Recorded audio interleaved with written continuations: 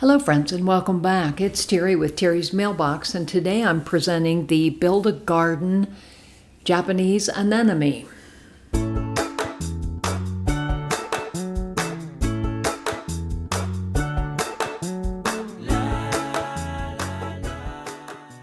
This is such a gorgeous set, and I love that the image is almost large enough to cover an A2 card. It's gorgeous. So again, here's the set. So again, there's this stamp set. So look at the size of that.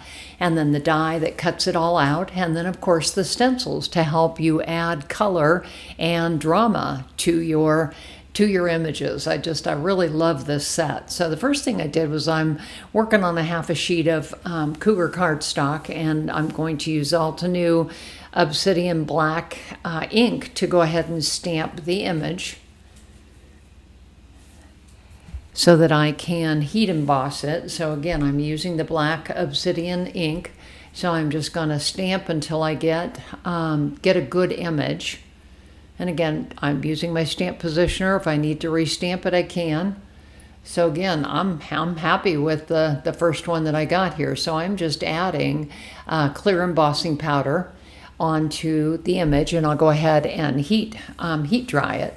So I'm kind of looking, Altenew always gives you these gorgeous guides that really give you ideas and help you line the stencils up, but I love the color ideas that they provide.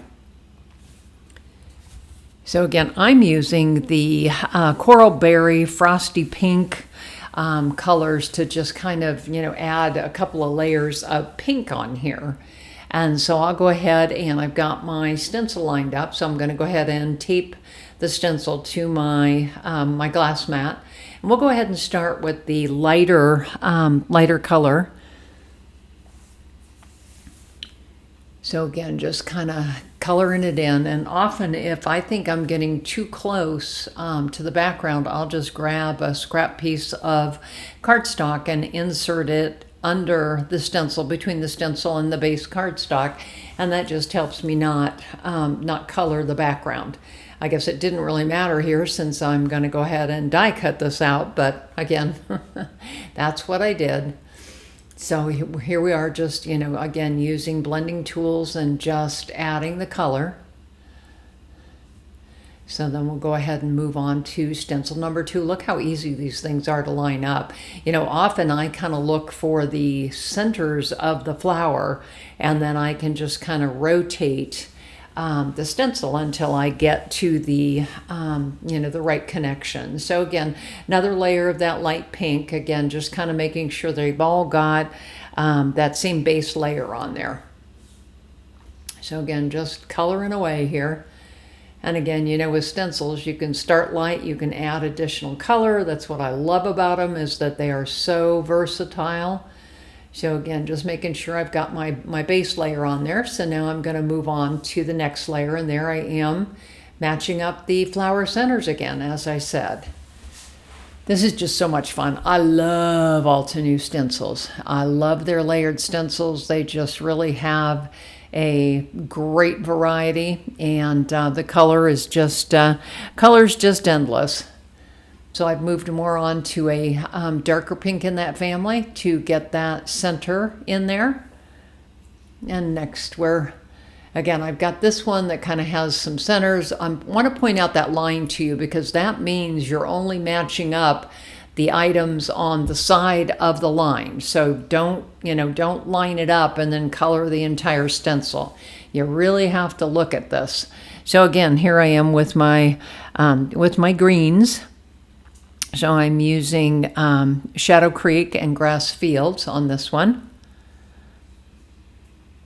And then I'll use Snapdragon for the center. I'm using Altenew's blending brushes, which I really, really like. They're just easy to handle. They're small, and they really do give great color. So again, still lining up here.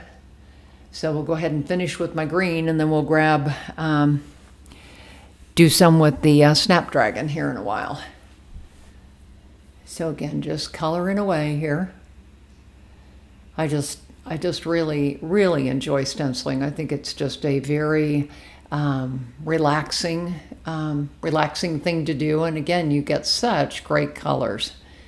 And again, obviously the colors are endless because, of course, the ink colors from Altenew are endless. So again, I'm just coloring away here, just kind of moving around here.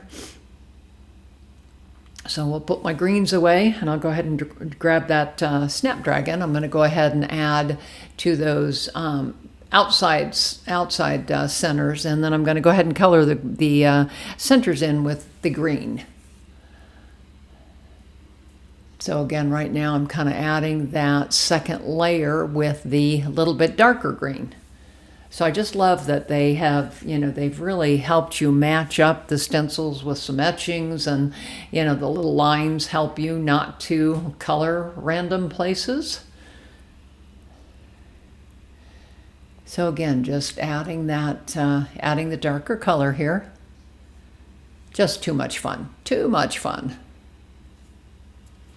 This is just a gorgeous, gorgeous stencil set. So we'll have our reveal here in just a minute. Getting the centers colored in. And once that's all done, then I'll pull it off and reveal it. Isn't that gorgeous? I love the colors on this one. Just thought that turned out really nice. Dye is extremely easy to line up. You can just kind of fiddle with it a little bit until you don't have a lot of white space showing. And I've grabbed Altenew satin masking tape here to hold it. And then we're die cutting it, and you can see how easy that pops out. And I ended up cutting 2 more from white cardstock because I like to stack my dies. So now I'm going to work on the background. So what I decided to do was, let's stamp that background for a little bit more interest. So I grabbed that large stamp set, and you can see here that I'm just kind of trying to figure out, okay, how can I get the best coverage here, and making a mess on my glass mat, but that's okay.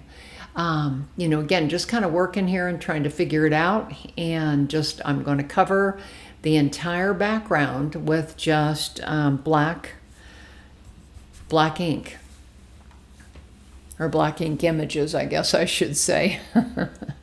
So again, we'll go ahead, and I'm cleaning that off because I need to be very careful with where I am adding that last, because you can see here I'm not going to ink the entire thing.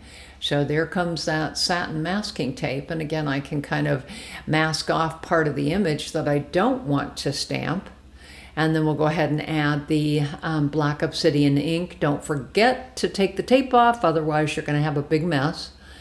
So again, just kind of stamping that. So I do have that one little opening there, but I'm very happy with the way this turned out. So again, there's my 2 extra white die cuts, and again I'm stacking away is what I'm doing. So I'm just kind of using my glue with a needle nose applicator to run it along the outside, the perimeter of those die cuts, so that I can get them lined up.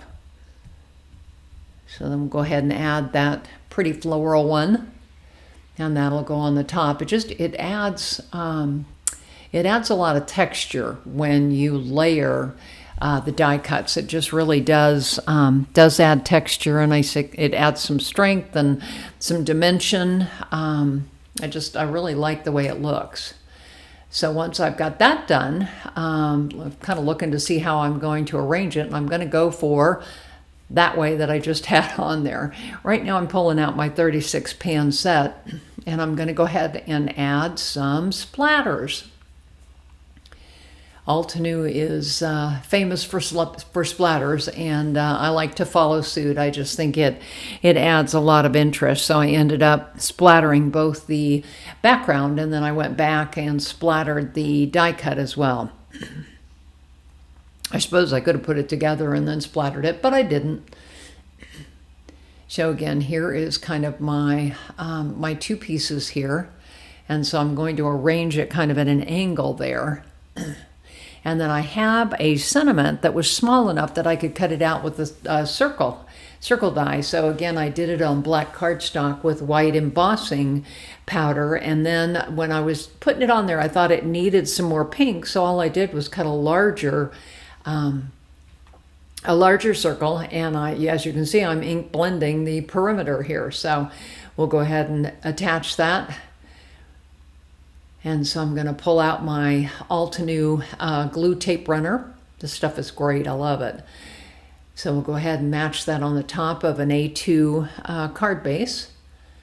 And then we'll go ahead and figure out exactly where I want that. And I need space for obviously that larger circle now that I made it. So again, we're going to go ahead and layer that up as well using my white glue. This is such a pretty card. I love this stamp set. I can see me using this quite a bit in the future. This one is it's just pretty. It's just really a pretty build a garden set. So again, I'm adding more glue here. Adding a little tape runner too, just to make sure it really sticks. And so making sure I've got enough room for the circle piece on there. So then we'll go ahead and add that, and then obviously I have to trim the edges off. So again, here is the final card. I hope you've enjoyed this. It's Terry with Terry's Mailbox. I'm on Instagram, Blogger, Facebook, and YouTube. Would love to have you follow me.